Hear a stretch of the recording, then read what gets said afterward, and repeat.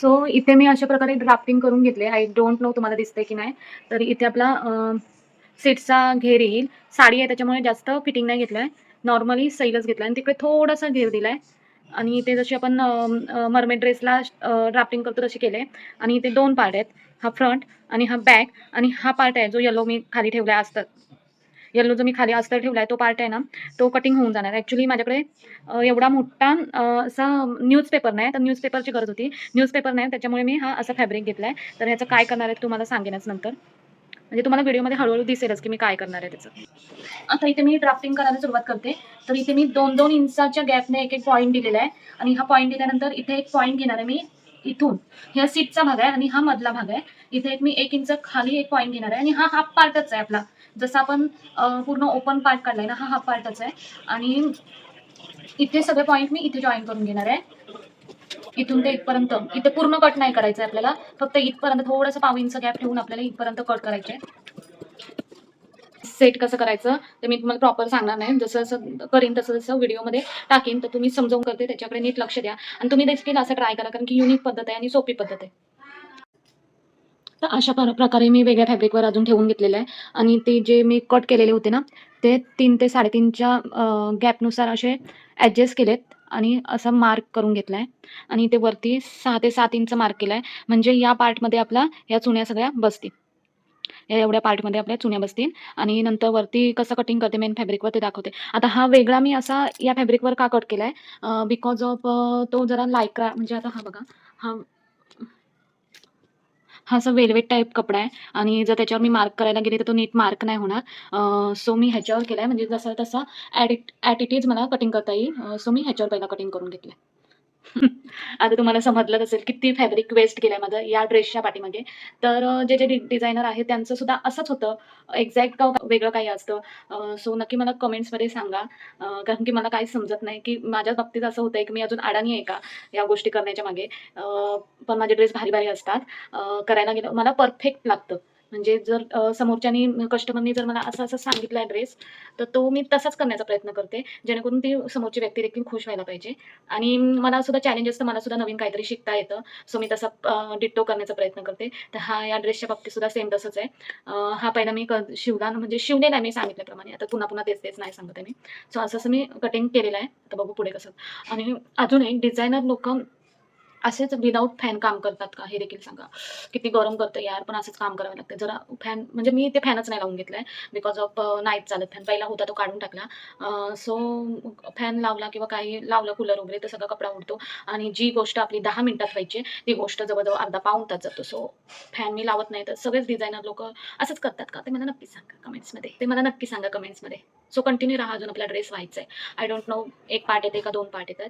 पण 1 number dress होणार आहे. अजून ब्लाउज स्टिच व्हायचंय. पन्ना जो जवळ-जवळ 60-65 इंचाचा असेल, पण त्याच्यापेक्षा देखील मला एक्स्ट्रा पन्ना पाहिजे होता. म्हणजे जवळ-जवळ तिची उंची 56 आहे. 56 प्लस 56 पाहिजे होता. म्हणजे 60 ना 60 120चा पन्ना पाहिजे होता. तर मी असं मधनं कट करून जवळ-जवळ 5 मीटर कपडा माझ्याकडे होता. तर मधनं कट करून असं जॉइन करून घेतलाय. तो एवढा काही दिसून येत नाही. तो मधल्यामध्ये जाईल, त्या निर्यांमध्ये जाईल. सो असं करून घेतलंय मी. आता कटिंग करायला मला वाटतं मला इथे थोडी जागा कमी पडेल.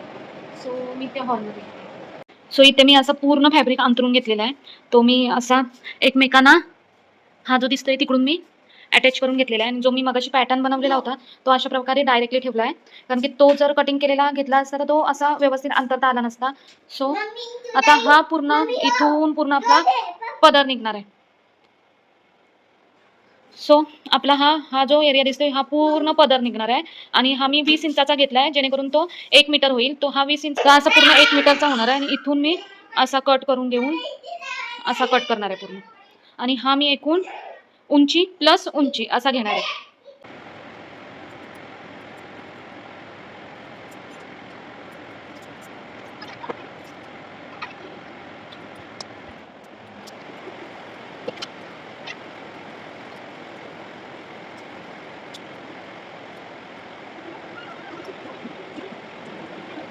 सो फायनली जीवात जीव आलेला आहे आणि एक नंबर असा पॅटर्न तयार झालेला आहे आणि स्वराज्याला भूक लागली त्याच्यामुळे किरकिर करते. तर मी तुम्हाला पॅटर्न दाखवूनच जाते कसं काय झालाय तो. आल्यात का नाही दोन्ही साईडनी प्लेट. स्वराज्याला किती मस्त वाटते ना हा ड्रेस. ओके हात नको लावू, हात नको लावू. इकडं तुम्हाला कसं वाटलं तर नक्की सांगा. थोडंसं इथे मला डिटेलिंग करावंसं वाटतंय कारण की सो काल रात्री दाखवल्याप्रमाणे आपला ड्राफ्टिंग स्कर्ट म्हणजे साडी तयार झालेली आहे आणि त्याचा लूक दाखवते. आता मी थोडेफार बदल केले. ते काय बदल केले ते सांग. तर ह्या प्लेट आहेत ना, मी अर्ध्या इकडे आणि अर्ध्या इकडे केलेल्या. तर मी एकाच साईडला केल्यात बिकॉज ऑफ हा पदर आहे.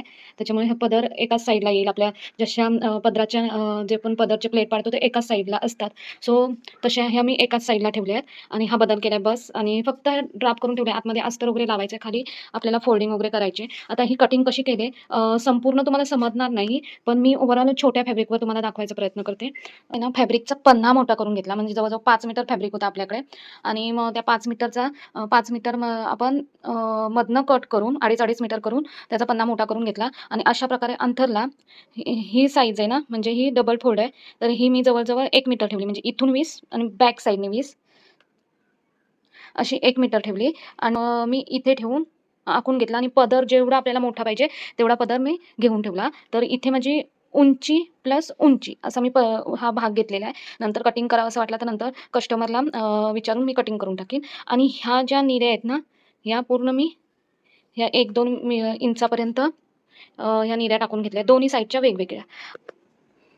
या निऱ्या आहेत ना, या इकडे आणि या इकडे अशा लावून घेतल्या आणि हा पॉइंट दिसतोय ना, असा मी पॉइंट मारून घेतला आणि ह्या प्लेट अशा इथे टाकून घेतल्या आणि या निऱ्या ह्या प्लेट टाकण्याच्या अगोदर मी इथे फोल्ड करून घेतलं बिकॉज ऑफ माझा वन पीस आहे. तर इथे मग नंतर फोल्ड करायला भेटणार नाही. सो मी इथे फोल्ड करून घेतला आणि नंतर या प्लेट आहेत ना, ह्या याच्यावरनं घेतल्या अशा. तर ओव्हरऑल तुम्हाला समजलं असेल कसं काय केलं आणि या प्लेट टाकल्यानंतर इथे देखील प्लेट आल्या ह्याच्या सगळ्याच्या आणि वरती पदर आला डायरेक्टली. आता बघा हां, ह्या मी अशा निऱ्या घेतल्या आतमध्ये आणि या निऱ्या नंतर एकमेकांना जॉईन करून टाकल्या आणि त्याच्यावरच मी ह्या प्लेट करून घेतल्यात पदराच्या. सो फायनली ॲक्चुअली आई शपथ मला बिलीव्ह नाही होत की मला हा जमलाय पॅटर्न आणि सक्सेसफुली जमलाय. एकदम परफेक्टली जमलाय. सो थँकफुल गॉड की मला जमवलं म्हणून हे सगळं आणि एवढी मला बुद्धी दिली की मी कोणताही पॅटर्न रेडी करू शकते. त्याच्यामुळेच मी एवढे चॅलेंज घेऊ शकते नेहमी. सो बॅक पार्ट मी असा का ठेवलाय तर मी तुम्हाला सांगते. बॅक पार्ट मी आता कट करायला घेतलेला आहे आणि इथे आहे ना थोडासा तिरपा ठेवलाय आणि इथे जवळ-जवळ 1 ते अर्धा इंच पुढे घेतलाय. तर हे माझी थिंकिंग आहे की जेव्हा आता स्ट्रेचेबल आहे कपडा ना, जेव्हा इथून मी स्टिच मारीन तेव्हा पूर्ण फिटिंग बसेल फॅब्रिक.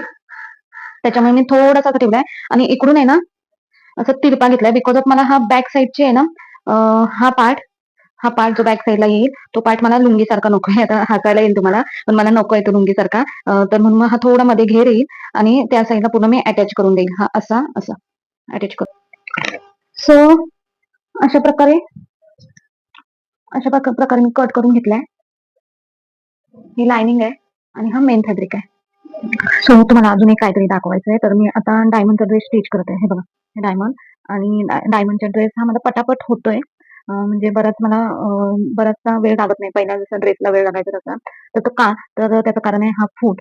तर हा फूट तुम्ही बघू शकता. तर हा फर्स्ट टाईमच आलेला आणि आता मी बघितला Meeshoवर वगैरे, पण तो आउट ऑफ स्टॉक आहे. पण मी एका आय डोंट नो तमिळनाडूवरनं वगैरे असं काहीतरी कर्नाटकवरनं वगैरे असं त्या पेजवरनं मी Instagram पेजवरनं मागवलेला होता. आय थिंक मला वाटते ₹450 खूप जास्त घेतले. पण ओके. खूप जास्त उपयोग होतोय त्याचा. आता इथे सगळीकडे डायमंड आहे. तर मी तुम्हाला मध्ये तर डायमंड असतीलच ते तुम्हाला समजू शकता. तर इथे डायमंड आहे तर मी स्टिच कशी मारते ते बघा.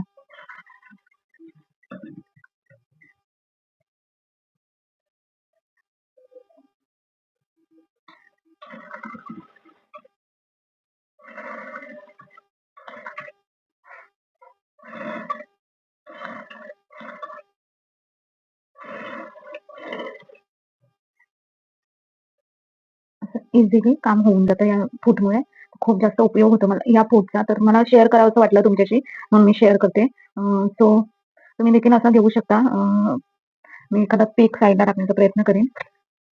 आता सध्या तरी आउट ऑफ स्टॉक आहे आणि तो पेज मला भेटत नाहीये. आणि जरी तुम्हाला माहित असेल की हा आहे कुठे फूट जिथे सेल होत असेल तर तुम्ही मला कमेंट्समध्ये सांगितलं तर खूप जास्त मदत होईल बिकॉज ऑफ माझ्या स्टुडंटला हवंय. सो हे डायमंड आणि मस्तपैकी असे स्टेज बसले आणि पटकन बसले.